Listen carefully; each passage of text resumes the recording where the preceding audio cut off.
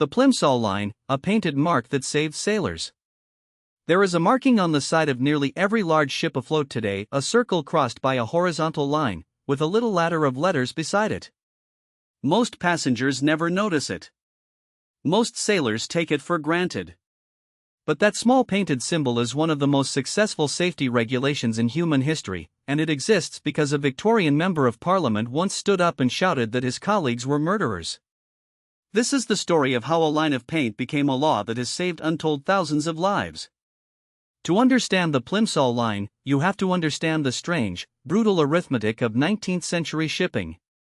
Britain in the 1860s and 70s was the workshop and the warehouse of the world, and the sea lanes that fed it were crowded with merchant vessels carrying coal, iron, grain, and timber. The sailors who crewed those ships were among the most exposed workers in the entire economy. Going to sea has always been dangerous, but in this period the danger was not simply the weather or the rocks. A frightening share of it was manufactured on land, by decisions made in shipping offices. The grim nickname for the worst of these vessels was the coffin ship. The phrase was not poetic exaggeration, it was a working description.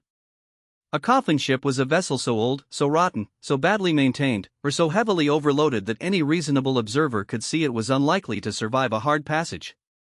And yet such ships sailed, again and again, because the people who owned them had little personal reason to care whether they came back.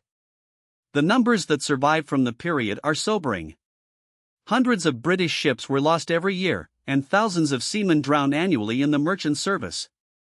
Some of those losses were unavoidable acts of nature. But a great many were not.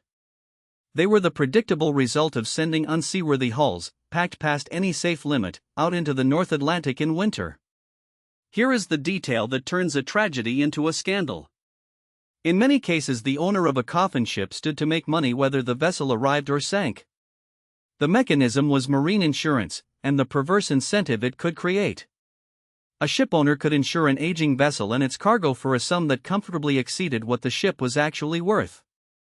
If the voyage succeeded, fine, he sold his cargo and turned a profit.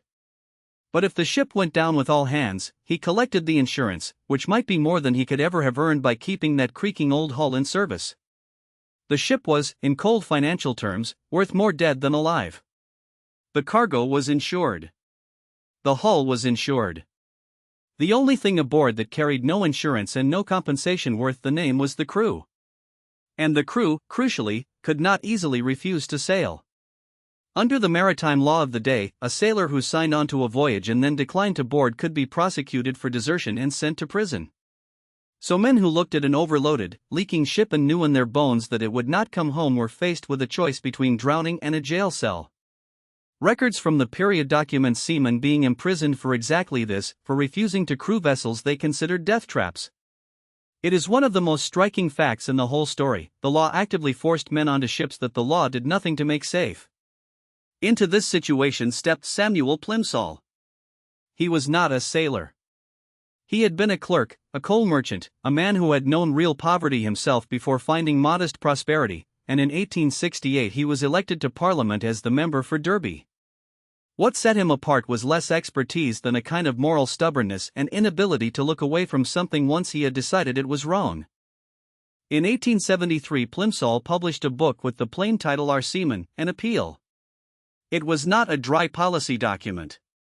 It was a furious, deliberately emotional account of how merchant sailors were being sent to die for profit, full of cases and figures and direct accusations. He had the book distributed widely, and he turned himself into a national irritant on the subject. He understood something that effective reformers often understand, that statistics alone rarely move people, but statistics attached to outrage sometimes do. Plimsoll's central demand was almost insultingly simple. He wanted a maximum loading limit for ships, a fixed mark on the hull showing how deep a vessel could safely sit in the water once laden. Load past the mark, and you were breaking the law. It was the kind of idea that, once stated clearly, seems obvious. Of course there should be a limit. Of course you should not be able to pile cargo onto a ship until its deck is nearly awash. But obvious ideas have a way of being fiercely resisted when money is attached to the status quo. The genius of the load line, and the reason it eventually triumphed where vaguer appeals for safer ships failed, lies in what it converted. It took an abstract, arguable question, is this ship overloaded? And turned it into a physical, visible fact that any official, any sailor, any bystander on the dock could check with their own eyes. This is worth pausing on, because it is the real intellectual heart of the episode. Before the load line, seaworthiness was a matter of opinion, and opinion could always be bought, argued, or delayed. An owner could insist his ship was perfectly safe, who was to say otherwise?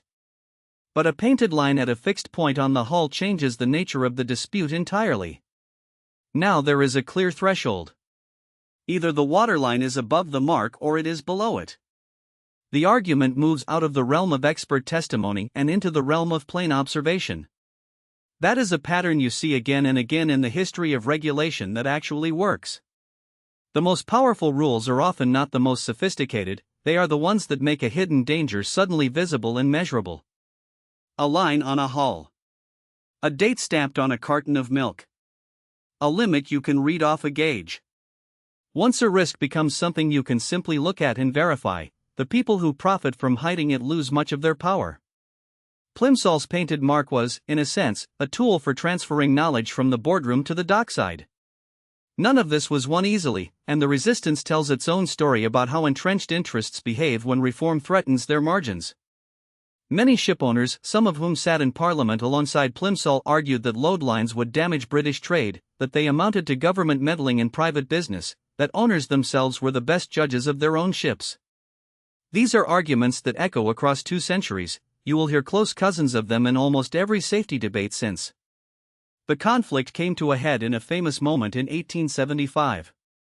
The government had prepared a shipping bill and then, under pressure, moved to abandon it for the session. Plimsoll, watching the cause he had given years to slip away, lost his composure entirely on the floor of the House of Commons. He shouted, shook his fist, and denounced the members he held responsible, accusing them, in effect, of being complicit in the deaths of seamen. By the formal standards of Parliament it was a scandalous breach of conduct, and he was asked to withdraw his words. But the outburst worked in a way that decorous speeches had not. It made headlines. It dramatized the issue for a public that was already uneasy about the drowning of sailors. The pressure of that publicity helped force the government's hand. The following year, in 1876, Parliament passed a Merchant Shipping Act that brought the load line into British law.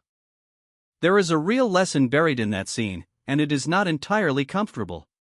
Plimsoll succeeded partly because he was willing to abandon the polite procedures that the system used to slow reformers down. Sometimes the rules of the room are themselves part of what protects the problem. Even the 1876 Act was not the clean victory it might appear. In its early form, the law required a load line to be marked, but in some cases it allowed the shipowner to decide where on the hull that line should go. You can imagine how well that worked. A mark you are allowed to position yourself is not much of a limit. It took further legislation in the following years to put the placement of the line under proper independent authority, so that the mark reflected genuine principles of buoyancy and freeboard rather than an owner's optimism. Reform, as so often, arrived not in a single triumphant act but in a long grind of amendments closing the loopholes left by the last round. And then something quietly remarkable happened. The idea spread beyond Britain. Because shipping is inherently international, a British ship docks in a foreign port, a foreign ship docks in Britain, a safety rule that stops at one nation's border is only partly effective. Over the following decades, the load line concept was adopted by other maritime nations, and eventually it was formalized into international agreement. An international load line convention was concluded in 1930, and a later convention in 1966 updated the standard for the modern era. The principle Plimsoll had fought for became part of the shared, baseline grammar of seafaring across the world. That international journey is itself part of the larger point. The line works best precisely because it is universal. A standard that everyone follows removes the temptation to cut corners to undercut a rival, because no one is allowed to cut that particular corner. Safety, in a competitive industry, often has to be collective to survive at all. So here is the thing to carry away, the connection you can offer over dinner. The next time you see a photograph of a cargo ship, or stand on a harbor wall and watch one slide past, look for that circle with a line through it, and the little stack of letters beside it. Those letters mark different safe loading depths for different conditions, for fresh water and salt, for tropical seas in winter in the cold North Atlantic, because water density changes how high a ship floats. It is a small masterpiece of practical engineering, distilled into a symbol a dockworker can read in a second. And across much of the English-speaking maritime world, that mark still carries Samuel Plimsoll's name. It is called the Plimsoll line. He did not invent the physics of buoyancy, and he was not the only person pressing for reform. What he did was refuse to let a preventable horror remain invisible and insist that the solution take the form of something concrete, public, and impossible to argue away. There is a final irony worth sitting with. We tend to celebrate grand inventions, the engine, the telegraph, the steel hull. But some of the most life-saving advances in history are not inventions at all. They are limits. They are someone deciding, against fierce opposition, that there should be a point past which you are simply not allowed to go, and then making that point visible enough that everyone can see when it is crossed. A coil of rope did not save those sailors. A new kind of ship did not save them. A line of paint did, because behind the paint stood the law, and behind the law stood one stubborn man who would not stop shouting.